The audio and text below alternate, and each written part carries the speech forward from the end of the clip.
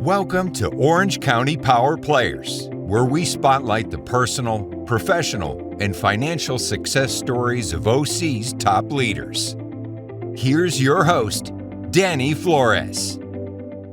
Welcome back to OC Power Players, where I interview some of the most successful people in Orange County.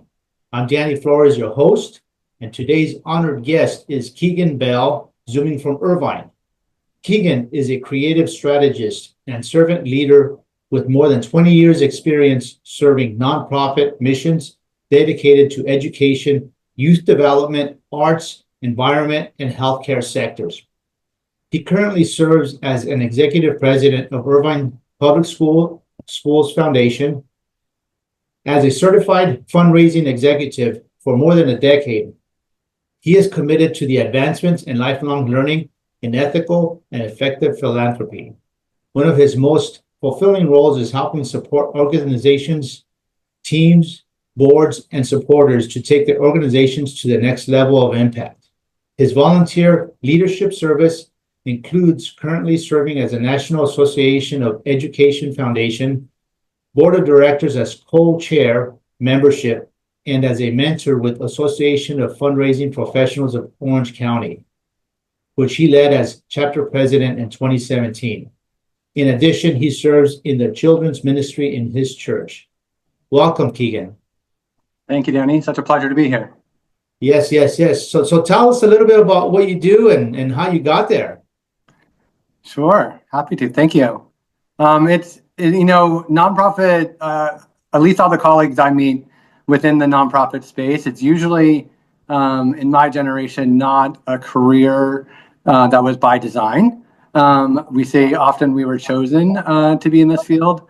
So going kind of even back to pre-college days, I grew up at an after-school youth development organization and attended there until high school. And in high school, I started working there as a summer program staff member until I went off to college myself. And so though I had plans for myself going into the advertising career and in other ways, this service sector always was kind of calling back to me.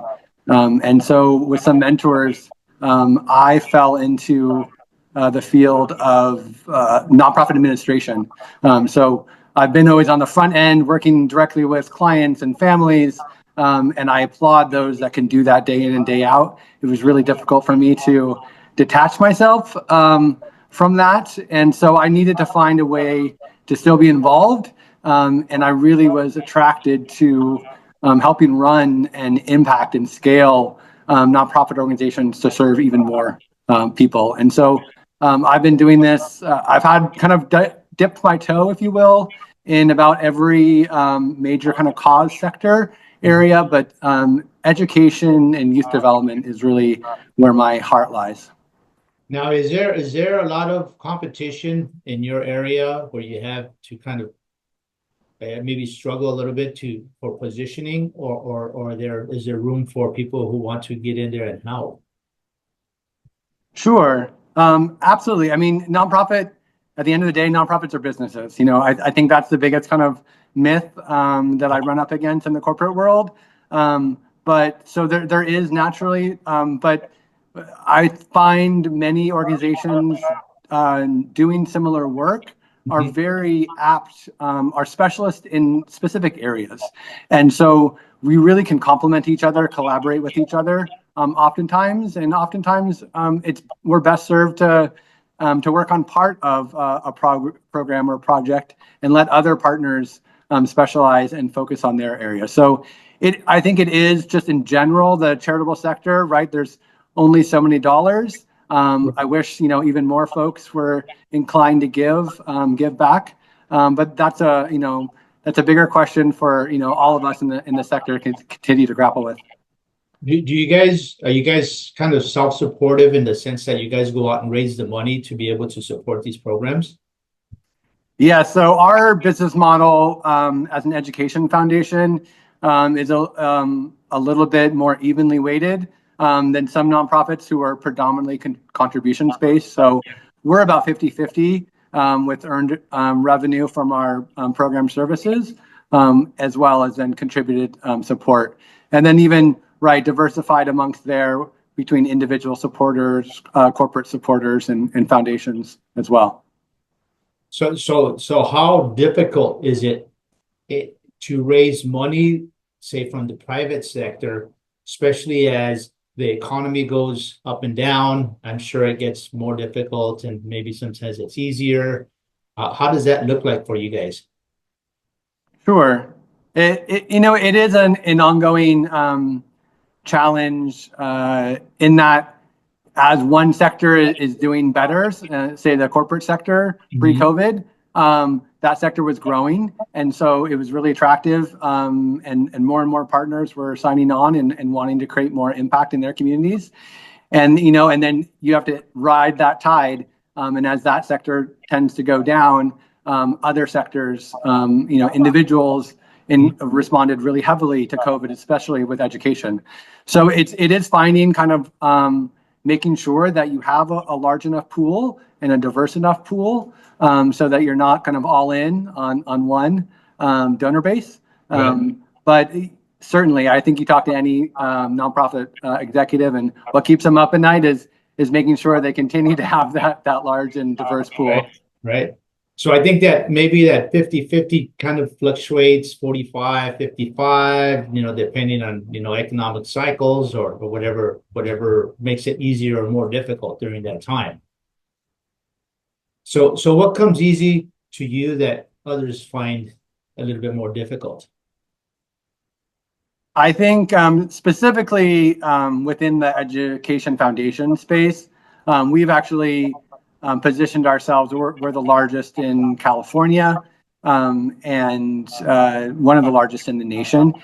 And I think that is because we have grown sustainably both our contributed revenue along with our programmatic revenue. So we have a really healthy risk tolerance to continue to pilot new programs, and those that are successful, we continue to keep on and grow.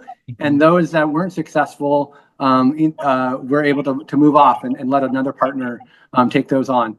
And so we're really kind of continuing to test our market. What do families want? What do students need? What do schools are not able to provide that we as an outside partner can come in and maybe provide in a more efficient, better way? No, that's good. That's good. Now, if somebody's listening to us and wants to get involved in the type of work that you do, potentially as a career or even as a volunteer, what would you suggest is a path that they take? Absolutely. I think the nonprofit space is so large. So volunteerism is something I continue to encourage folks, whether they're looking to make a career transition or even start out in this space. There's always a need for volunteers. And so we welcome, I think most organizations would welcome those with open arms, and you get a really good sense of an organization as well as where your passion lies. I feel like that's so important, is that folks really are able to drill down and say what would really get you excited and motivated, because it can be a challenging environment, and if you're not 100% passionate in what you're doing, encouraging others to jump on the boat with you, invest their dollars, becomes a much more difficult thing. Right. So what has been one of your most challenging moments in your career that you've had to overcome? That's a good question, Danny. I'd say, within this role specifically, I've been at this a long time, and each mission has its own unique challenge. I think public education, just by its name, there's just this huge myth that no matter how many times we tell the story, fighting against the myth that public education needs private contributions in order, that just how schools are funded, it's very complicated, especially here in California. And so getting families to understand the needs, that their property tax dollars aren't going directly to fund their schools as they presume, is a really hard challenge to get over, so that you can really start then talking about more specific ways those families may be able to provide an impact. So I'd say that's one of the key challenges we continue to face.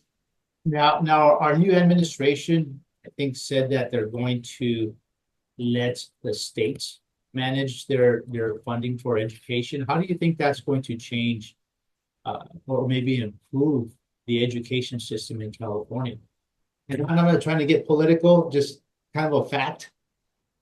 Yeah, for the most part, majority of funding is still resolved or resides in the states. So I'm hopeful, and there continues to be a lot of folks that are advocating for even more localized controlled. We have a very large state, specifically in California, and so it's very diverse in the needs. And so as an example, Irvine, though we're award-winning and receive continually high student outcomes, we're one of the lowest funded school districts in the nation. So that's actually the need for an independent foundation like IPSF to come alongside the school district to help support sustainably many of those areas that the district just doesn't receive public funds for. And so the need is only going to grow for more education foundations to exist as more and more limitations get put on that state funding that's coming to schools directly. Well, I'm just curious. I mean, Irvine is not really a poor city. Why is there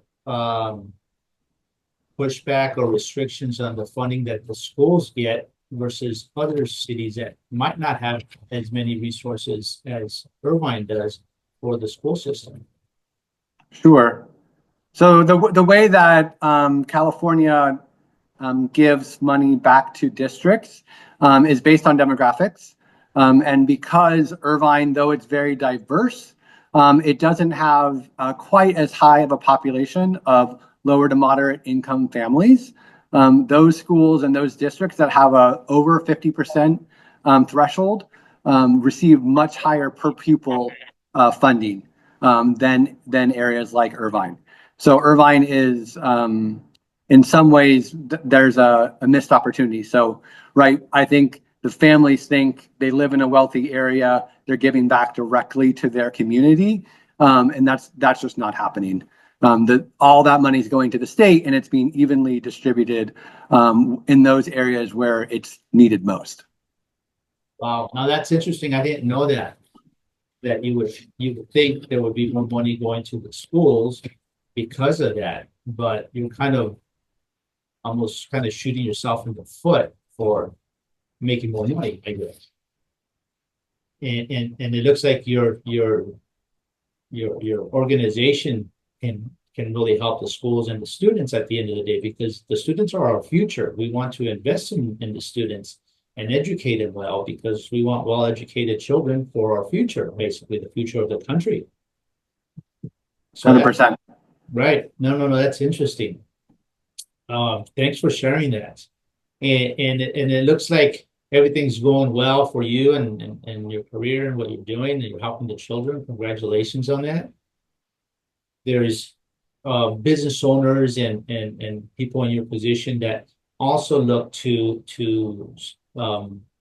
make some additional income passively and through different types of investments. What are your thoughts on that? And especially as they use that to potentially help support or create their retirement, or just maybe an additional cash flow stream for the families. Absolutely. I certainly have lots of colleagues. I think within the nonprofit space, unless I have many colleagues that transition to the consulting space, where they're able to serve multiple missions, multiple organizations at one time, and they're thriving and really helping those organizations grow. It becomes a little bit more challenging when you're full-time within one organization, though I'm able to be volunteer and help support other organizations. I really pride myself in dedicating myself 100% in the mission of the organization that I'm employed. But absolutely, there's a myriad of other passive opportunities I continue to do more training, speaking, and presenting opportunities. But again, I find those to be, monetarily secondarily to the important work I'd say I do in day in, day out. Very good. No, thanks for sharing. And as we wrap up our interview, and what does 2025 look like for you? And 2025, I think, is going to be an exciting year, I think, for nonprofit organizations in general. I feel like there's a general, though we've started off the year with some uncertainty, certainly, I really believe that we're building into a moderate year of growth, where we're more individuals specifically. Individuals are the ones that really fuel philanthropy across the board, are becoming more and more engaged, a deeper level of engagement that I think is really going to help move some organizations forward. I think people are being more selective about the number of organizations they're involved with. And ultimately, I believe that's going to actually help those organizations really have some deep investors that can make some really meaningful philanthropy that can really help push our whole sector forward. Very good. Very good. Yes. Well, Keegan, thanks so much for joining us and sharing some of your insights and what you do. And maybe somebody who's listening to us might spark their interest and maybe want to help. If somebody wants to get a hold of you, how could they get a hold of you? Certainly. Well, LinkedIn would be a natural one. On LinkedIn, Keegan Bell. Certainly welcome. Also, emails at kbell@ipsf.net. And they can find out more information about our organization at ipsf.net. Okay. Thanks so much, Keegan. And to our audience, please go to ocpowerplayers.com and follow us on your favorite channel. Thanks for listening to Orange County Power Players. Want to share your success story? Apply to be a guest at ocpowerplayers.com/guest.